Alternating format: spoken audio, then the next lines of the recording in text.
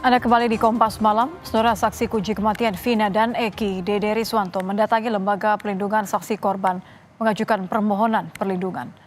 Perlindungan ke LPSK ini diajukan usai Dede mengaku memberikan keterangan palsu terkait peran 8 terpidana di kasus Vina.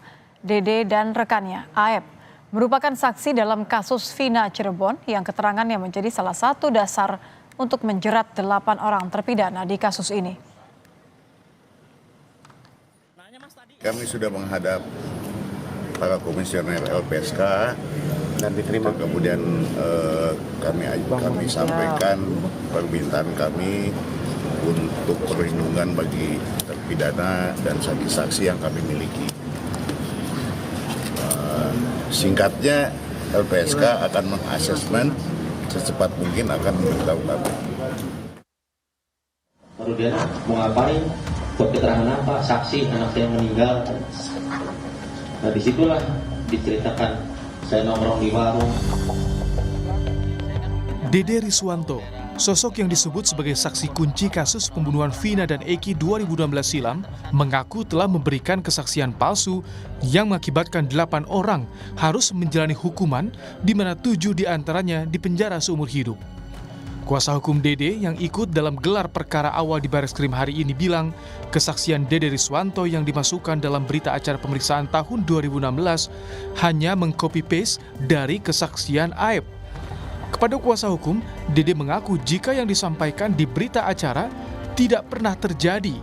Dede hanya ikut ajakan tersebut yang sebenarnya peristiwa itu, jangankan ya peristiwa, dia tidak tahu nama-nama orangnya, tidak ada yang dia kenal itu semua. Nah, sehingga kemudian dia dari proses yang telah terjadi tersebut, BAP itu, dan juga memang kalau kita buka kembali di dalam berkas perkara putusan, itu hanya dicopas saja itu, ya, dicopas saja keterangan Aep kepada keterangan Dede. Pengakuan Dede soal kesaksian palsu kasus pembunuhan Vina dan Eki 8 tahun silam dibantah kuasa hukum Ibtu Rudiana, Pitra Romadoni. Pitra menegaskan, Ibtu Rudiana pertama kali mendengar peristiwa kejar-kejaran antara para pelaku dengan Eki dan Vina pada 2016 dari saksi Dede dan Aep. Jadi mereka, Dede menyampaikan kepada Bapak Ibtu Rudiana, dia melihat adanya ya aksi kejar-kejaran ya antara para terpidana ini dengan korban, dan ada aksi lempar batu. Itu dari Aep dan Dede yang ngomong seperti itu berdua pertama terlebih dahulu.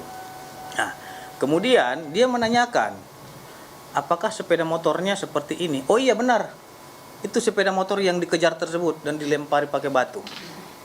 Oke, Dek, kalau memang kalian melihat ini ya, tolong nanti kasih tahu saya apabila pelakunya nanti dilihat di mana keberadaannya. Polisi melalui Bareskrim saat ini telah memulai penyelidikan dugaan kesaksian palsu di kasus pembunuhan Vina dan Eki yang dilaporkan terpidana.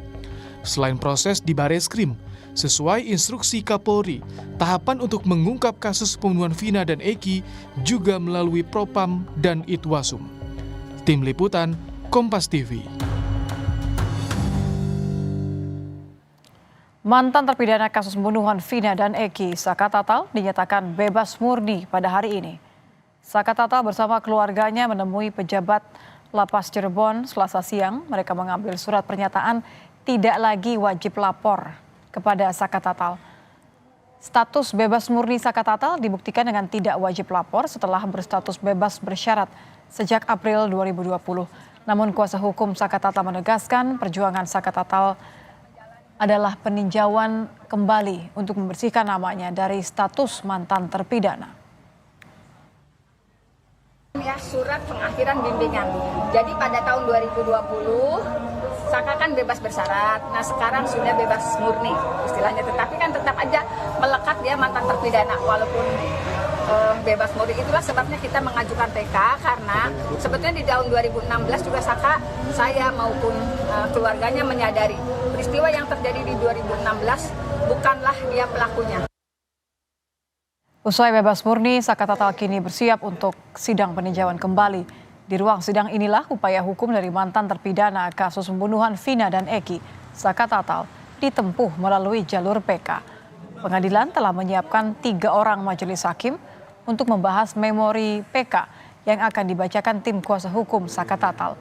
Sedangkan kuasa hukum dan Saka Tatal terus mempersiapkan berkas, dokumen, saksi, dan ahli untuk menghadiri sidang PK.